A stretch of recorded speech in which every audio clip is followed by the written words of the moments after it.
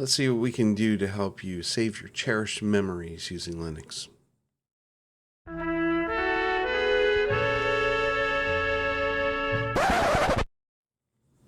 Welcome to the Drunk Linux User. I'm Len. I am the Drunk Linux User. It's kind of a sad day around the house right now. Found out that one of my first cousins passed away yesterday. Randy, you're going to be missed. You were a great guy. And there are people that hold on to their memories using photos, videos, hold on to letters, things along that line. And there are ways that you can use software in Linux, mostly free, in which you can store this information locally. Yes, you can use Facebook, you can use iCloud, you can use a lot of different things. But if you want to do some photo manipulation, maybe do your own printing, let me give you some ideas here in which you'll be able to take care of these things yourself. So we're going to start off with 7 Best Linux Photo Management Software article by It's Foss in July of this year, 2022. gthumb, good for GTK platforms. It can be run using KDE. Digicam, this one is mostly developed for KDE. You can run it in GTK platforms. You might notice that sometimes you'll find some weirdness when you hover over something and a tip flies up, but there's ways of tweaking that around. Shotwell's very popular, another GTK application, and I actually use this one myself. Just simply because it's easy. Shotwell installation, let's see, and then Photo Album, another KDE app. This one's pretty cool to look at, actually. I like the layout, and I haven't actually tried this one yet. Darktable, which I have used on occasion. This is not only a great photo management system, but it is one of the 2 that I'm going to show that has really great photo manipulation properties as well. And it's kind of, it's, where you've got the Windows and Mac fight, which one's better. Well, Darktable and another one I'm going to show you here in just a moment. There's people that just love it. It's either the workflow or the controls or what they get out of it on the final end. But everybody's got their own way of taking care of things. I believe this is pronounced Gigi or G-Key. G-Key, maybe. Apparently it's no longer maintained, so I'm not really sure why it's on the list, but apparently it works and people are still using it. Now, that other piece of software that I was talking about is Raw Therapy. I've used this one as well. I don't know which one I like better, Darktable or Raw Therapy. They both are extraordinarily powerful pieces of software, and you can have your photo gallery set up in there, and you can do photo manipulations. You can do some amazing work in here.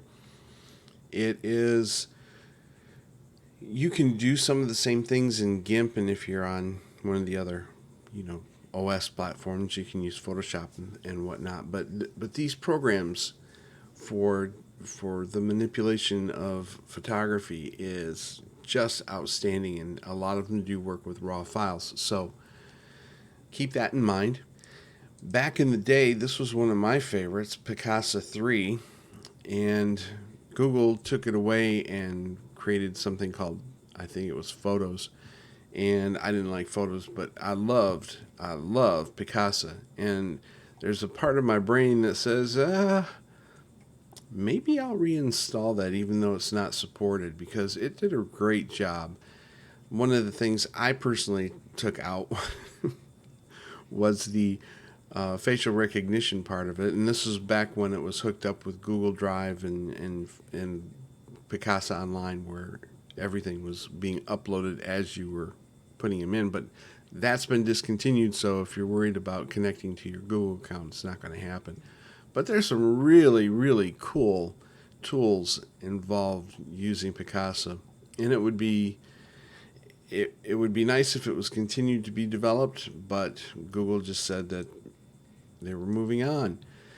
However, if you're interested in installing Picasa for Linux, There are ways to do it. You have to kind of go through some hoops to get this to work, but it does work. And if you want to give this a try, I'll be happy to leave this link up there for you. I'm wondering if Play on Linux would be a little bit easier than just trying to install it using Wine and Wine Tricks. I think Play on Linux is an amazing piece of software. If you're trying to scan in your videos, or you can't scan in your videos. If you want to scan in your images, whether it's photos, letters, doodles, whatever, there's a free program called Xane, which, let me go ahead and bring that up. It looks daunting, but it's really simple. So right now it's scanning for devices, and depending on how many devices you have set up, this might take a little while. We're going to go with the Envy printer. And as you can see here, I've got several different windows. You can close these if you don't want them, but it's real simple. The main settings are over here on the left hand side. It's a flatbed scanner. I'm using color, full color range, 200 dpi. You can adjust other things as well if you want to, if you want more granular control. Over here on the right hand side is your preview, so you just click acquire preview. Your scanner starts, takes a picture of it. It's low resolution. What you see on the screen over here on the right hand side is not the final product, usually, unless you're using a small DPI. And then basically all you do is over here on the left hand side, hit scan. It takes the picture, it brings it up in a nice big window, and you can then save it. You can do some manipulations with it right then and there if you want to. You've got a histogram here in this window if you want to play around with it. So as a free piece of scanning software, I think it's very robust, really, really nice. I use it all the time. I used to have this, and it's called ViewScan, and it's really good. It is really, really good. But it's not free. So if you want to toss them some coin and use this is more like what you would probably see on the Windows side. Even though they're showing pictures of this being used in Windows, the layout is very Windowy to begin with.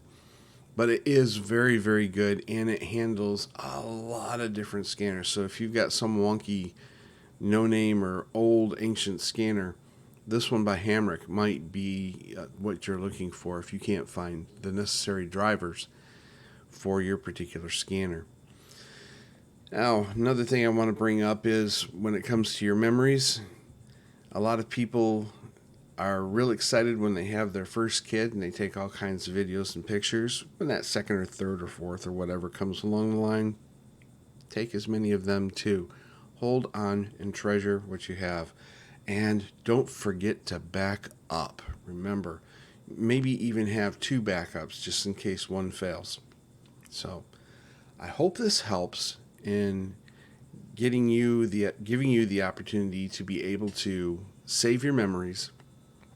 And sometimes you might sit around and think, oh my gosh, I can't remember exactly, what this person looked like sometimes. Maybe they weren't that close, but it's like, yeah, I can kind of remember who that was. Well, if you've got this available, use it, Sometimes just looking at something or hearing something will trigger memories that'll make you smile, make you happy. And that's what we're looking for. Be happy. Smile. We'll go on our words of wisdom real quickly. Don't drive drunk, don't drink and drive, don't go to eBay, Amazon, or use MSN shopping all buzzed up thinking you're going to buy the latest, greatest, and coolest stuff because you're probably not. And in the meantime, bottoms up. Later, dudes.